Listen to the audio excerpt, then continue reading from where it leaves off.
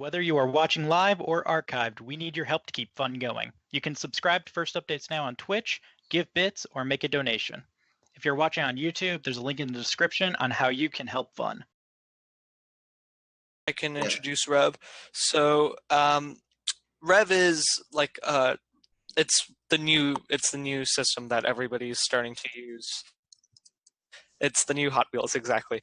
And so it's been used by, it's now on the first storefront, which is kind of cool. And you can get a kit for $379.95 on the first storefront that contains over 1,300 pieces.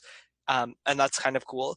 And I feel like REV has started to move and bridge the gap between FTC and FRC. Like a lot of their parts are modeled off of FRC parts that are very common. So they've switched their motion to 5mm hex. Some is that it uses extruded aluminum as its main structure, which none of the other systems we've talked about, or none of the other systems that I know, use it primarily. Exactly. And because they use extruded aluminum for their primary structure, it allows teams to be able to quickly adjust chain tension or gear meshing without having to actually change a lot of different things. And I think that's super useful, especially for maybe rookie teams. Instead of having to work with all those specified hole patterns, it's easier just to, loosen a couple of screws, slide it till the chain tension's right, the gears are nice. So it's really simple, really easy to use. Yeah, exactly. And then, so that makes it so then you don't really have to, I know on the Actibotics kit, let's say you needed a hole in a certain location, you would probably have to go into your channel and drill it in. Here, you could get away without having to drill it in, and you could just slide the part. Another cool thing about REV is it's comparatively cheaper than all the other kits. I mean, you saw $379 for their base model, and just from experience, we've been able to build competitive robots with just that base model. And it also tries to balance strength versus price, and it gives you options on how to do that. Like, for example, their motion kit, just for their motion, they've got plastic bearings or metal ball bearings, and you get to pick in which cases you want to be able to use the plastic bearings or the metal ball bearings in order to make your robot more reliable. So like in some weaker places where you don't need as much strength, you can use the plastic bearings that Tyler's got on screen right now. But in the stronger places, you can always use the metal ball bearings, and we were going to use those for our drivetrain. Yeah. It's also yeah, go ahead, Manav. It's overall it seems a lot lighter than some of the other systems. The extrusion, and they also use M3s instead of 632nds. It's also smaller and lighter. And also another thing that's kind of...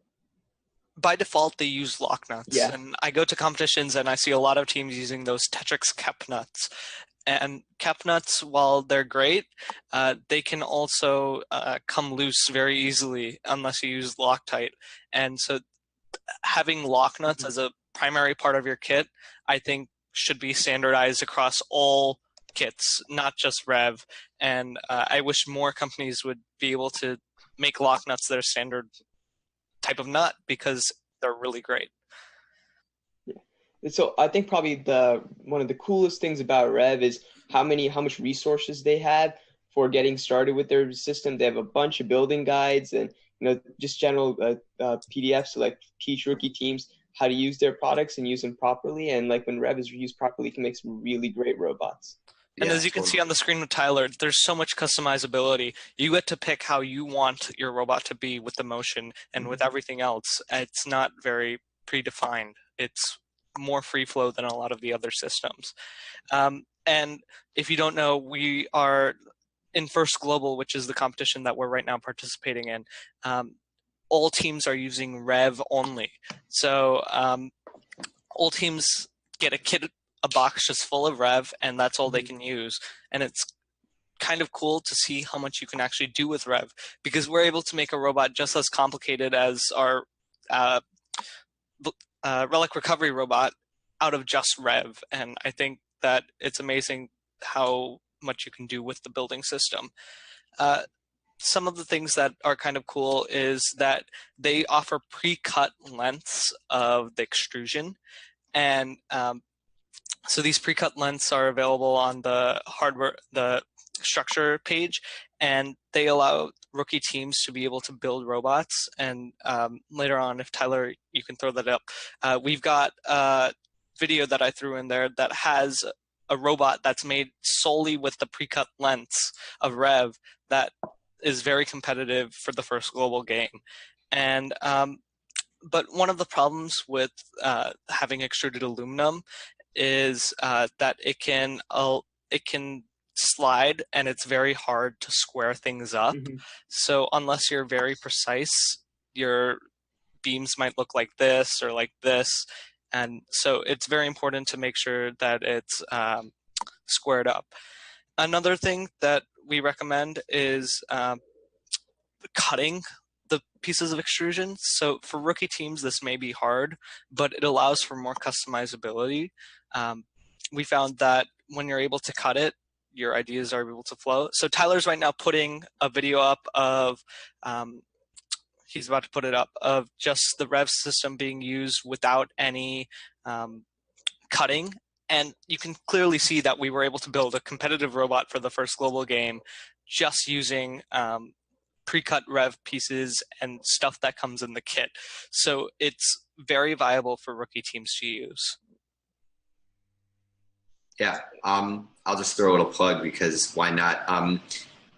To see people using the REV kit for the first time, my team and some other members from the Illinois area are doing a robot in one weekend that's going to be actually airing here on Fun on Saturday and Sunday of kickoff weekend. And the two things that we're going to be using is the REV FTC starter kit. So we're going to be doing a lot of videos about what's in it, how to use it, and kind of everything you can do with that.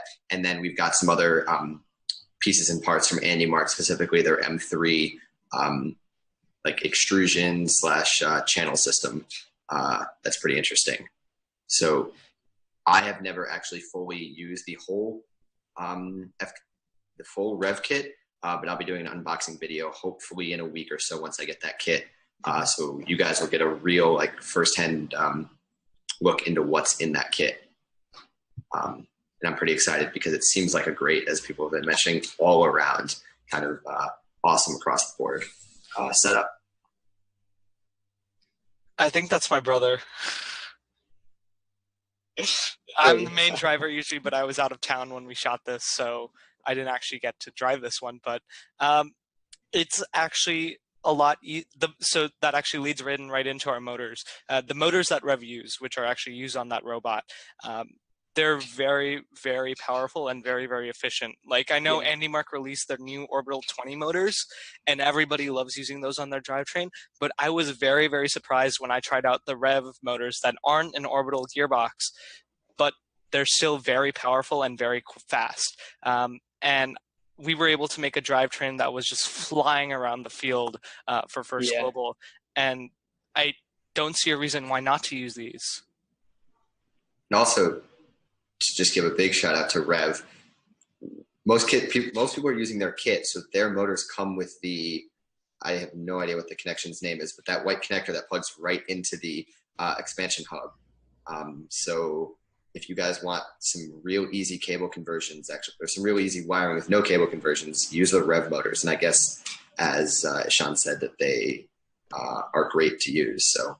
And also their servos. So their servos have got like this unique. Are amazing. Where you can program them to actually be either continuous mode or in actual, like in the servo mode where it's 180 degrees. And so it's really cool to be able to change this around, and you can actually test them with the servo programmer to be able to see how your motion's going to look before you actually program.